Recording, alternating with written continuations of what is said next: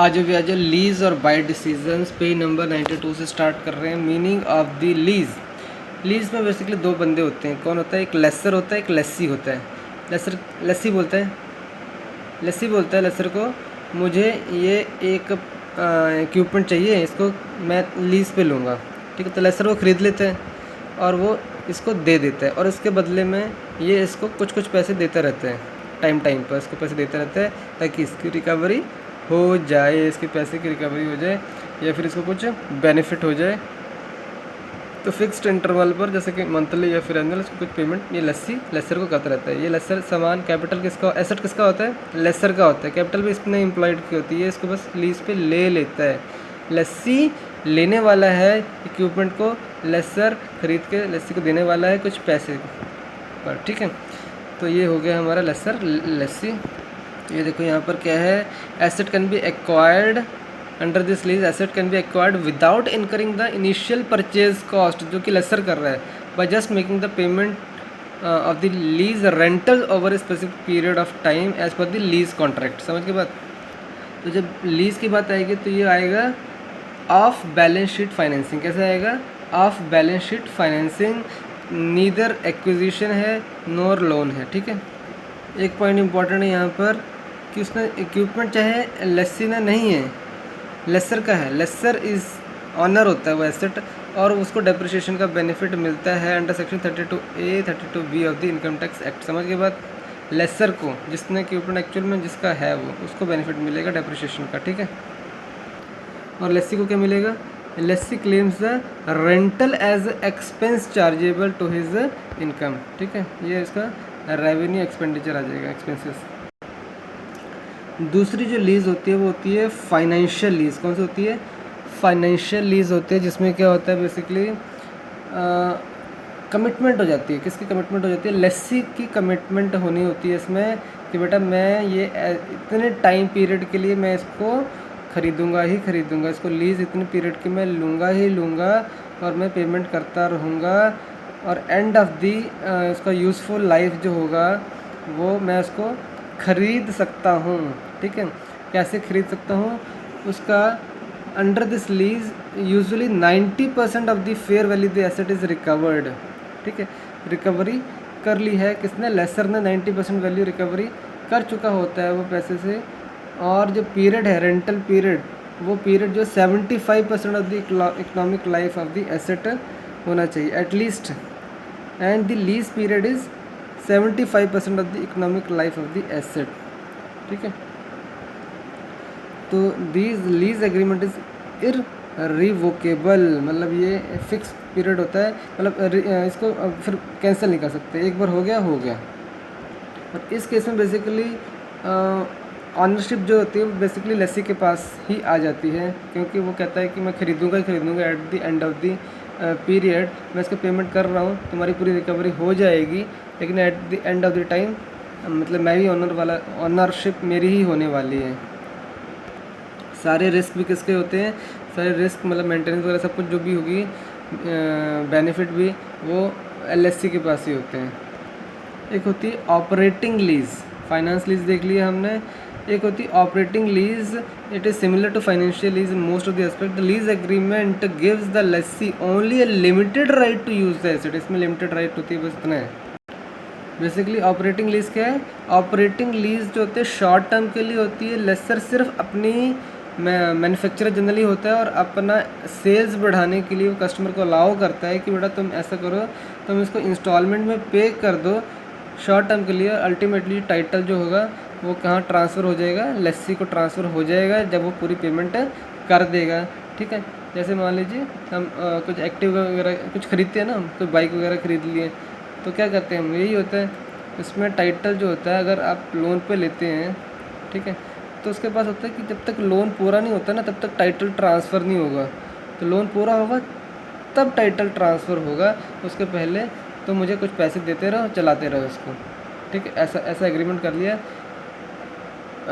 ऐसे कहते हैं something like hire purchase system. ठीक है, हायर परचेज में क्या होता है? कुछ स्टार्टिंग में कुछ कॉन्ट्रैक्ट होता है, कुछ इनिशियल इन्वेस्टमेंट करके वो क्या बेसिकली एसेट ले लेता है और कहता है कि बाकी का जो अमाउंट है मैं पे करता रहूँगा। समथिंग समथिंग लाइक, यहाँ पर क्या बोल रहा है वो, इस केस में वो बोल रहा है कि वो पेमेंट कुछ नहीं, लीज़ करता रहेगा। लीज़ मतलब उसने एग्रीमेंट कर लिया है कि मैं पेमेंट करता रहूँगा, और लास्ट में क्या होगा, after that I will pay the total amount, और मैं फिर ये एसेट मेरे नाम पर तुम कर देना, ठीक है, लस्सी के नाम पर हो जाता है उसके बाद में। तो ये हो गया हमारा कौन सा, ऑपरेटिंग लीज़। ऑपरेटिंग लीज़, यहाँ पर एक मैन्युफैक्चरर है किसी एक इक्विपमेंट का सॉरी, और वो लीज़ पे दे रहा है। अब इसके मेन कैरेक्टरिस्टिक्स क्या हैं, लीज़ कैन बी कैंसल्ड, देख लो यहाँ पर लीज़ कैंसिल हो सकती है by the lessee prior to its expiration at a short notice, lessor is responsible for the upkeep and maintenance of the asset, ठीक है जिसने दिया है एसेट उसी को मेंटेन करना है। और यहाँ पर ध्यान दे दो, हो सकता है जो sum of the all the lease payment दी हों, ठीक है, लस्सी ने, वो हो सकता है पूरी तरह से फुलफिल ना करे recovery of the cost of the asset, तो वो उसके पास एसेट चला गया, वापस चला जाएगा अगर उसने थोड़े टाइम के लिए लिया था। अब वो एसेट तो लेसर का ही है, तो वो उस एसेट को फिर से किसी और को रेंट पे दे सकता है, या फिर उसको थोड़ा मेंटेनेंस करके फिर से बेच भी सकता है, ठीक है, उसकी मर्ज़ी है। लेकिन लस्सी के पास यहाँ पर राइट होता है ऑपरेटिंग लीज में कि मैं सिर्फ ऑपरेशन के लिए ले रहा हूँ, बाद में चाहूँ तो खरीद भी सकता हूँ, नहीं भी खरीद सकता हूँ, मैं शॉर्ट पीरियड के लिए ले रहा हूँ। समझ गया बात। फाइनेंशियल लीज में क्या था कि उसको खरीदना ही खरीदना था, बाउंडेशन थी, ठीक है, कि मैं इतना यूज़ करूँगा, इतने टाइम के लिए यूज़ करूँगा, 90% क्या था मेरा, 90% जो है fair value of the asset recovered करेगा लेसर, इस केस में था ऐसा था, और 75% of the economic life of the asset, ठीक है। यहाँ पर फेयर वैल्यू और लाइफ की बात हो रही है। फेयर वैल्यू मतलब वैल्यू की बात हो रही है, लाइफ मतलब लाइफ ऑफ द एसेट 10 साल है, एक बिल्डिंग है 10 साल तक ही चलने वाली है।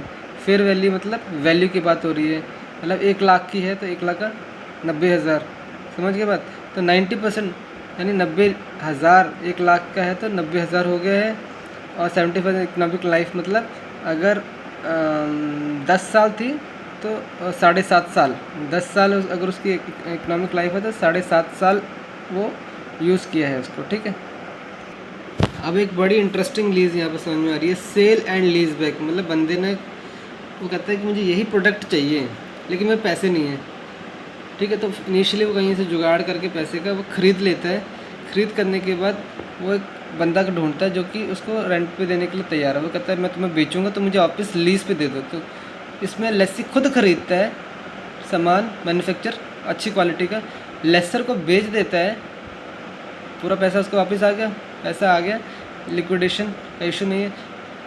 उसने ख़रीदा, अच्छी क्वालिटी का ख़रीदा, लेसर को बेच दिया, और लेसर को कहा मुझे इसको वापस लीज़ पे दे दो, समझ गए। ये है सेल कर दो एंड लीज़ बैक पे ले लो, ठीक है।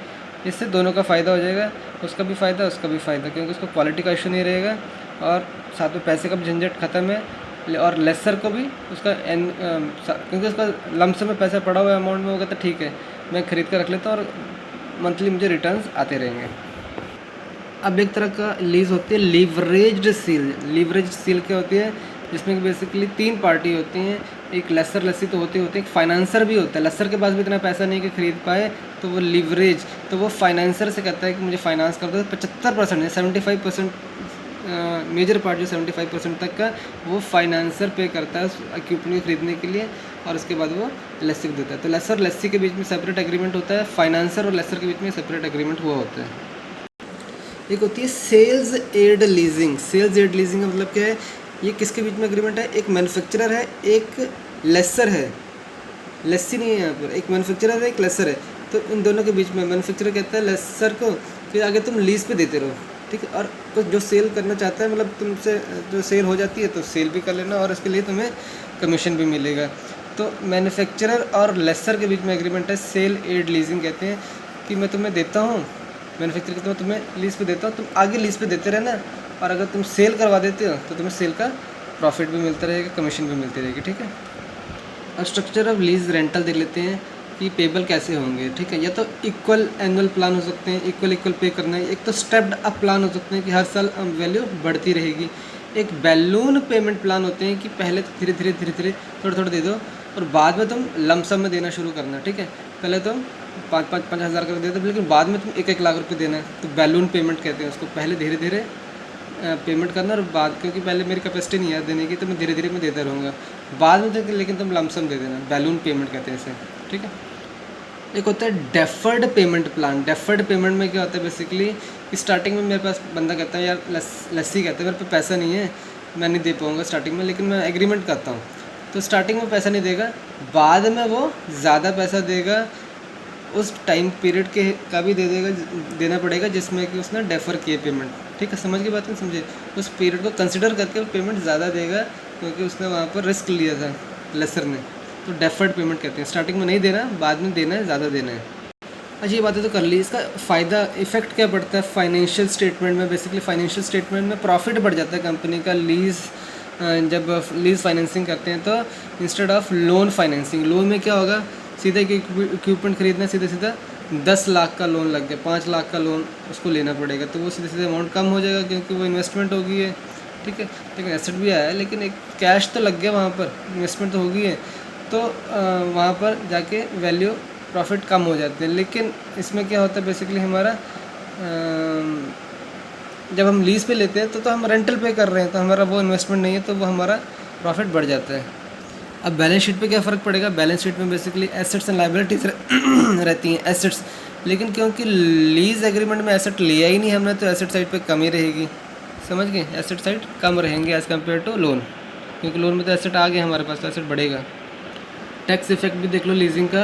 Basically in view let's see the full amount of the annual lease payment is the deductible expenses for computing the taxable income. Deductible है, ठीक है।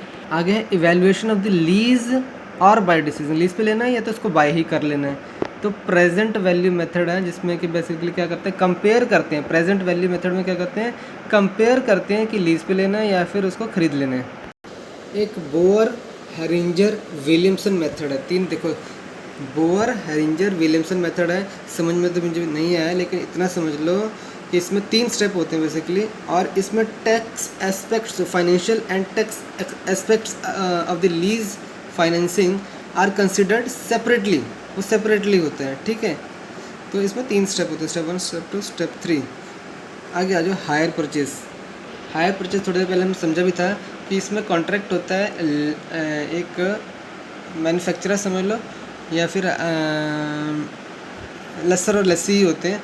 तो उसमें क्या होता है, पहले इनिशियल इन्वेस्टमेंट 40% दे के मैंने एक बाइक ख़रीद ली है, तो बाकी कि मैं इंस्टॉलमेंट दे देकर उसको कंप्लीट करूँगा, तो हायर परचेज सिस्टम कहते हैं उसको। तो यहाँ पर goods do not become the legal property of the acquirer until after the final instalment has been paid. जब तक वो फाइनल इंस्टॉलमेंट नहीं होती है तब तक वो उसी की प्रॉपर्टी रहेगी। ठीक है, हायर परचेज में डिफरेंट देख लो मेरा फटाफट।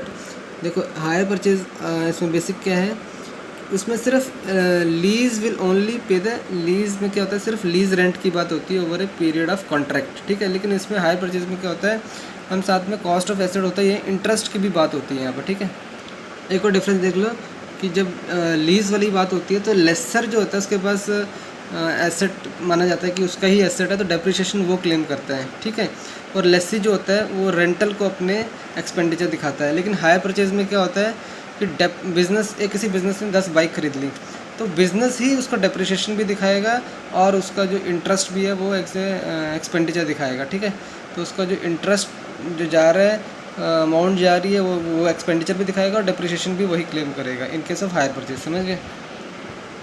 हायर परचेज में क्या, स्टार्टिंग में कुछ लमसम पेमेंट करनी पड़ती है, 10%, 20%, 40%। तो 10 to 20% लिखा हुआ है in the cost estimate. Normal market में 40% समथिंग तक लेते हैं, उससे ज़्यादा भी, लेकिन लेस पे भी चलता है। यस, 10 to 20% तक भी चलता है। और जो बेसिकली लीज कॉन्ट्रैक्ट है उसमें अगर ऑब्सोलीट हो जाएगा, एसडी हो जाएगा, वो सब लेसर की रिस्पॉन्सिबिलिटी रहती है लीज कॉन्ट्रैक्ट में। लेकिन हायर परचेज में क्या होता है, मतलब परचेज करना ही करना है, उसके बाउंडेशन होती है, तो ऑब्सोलेंस की वो क्या होती है, किसके ऊपर जिम्मेदारी होती है, वो परचेज़र की होती है। ठीक है, तो 102 पेज तक हो गया, 15 मिनट का वीडियो बन के लंबा बन गया। 102 से आगे हम बाद में स्टार्ट करते हैं।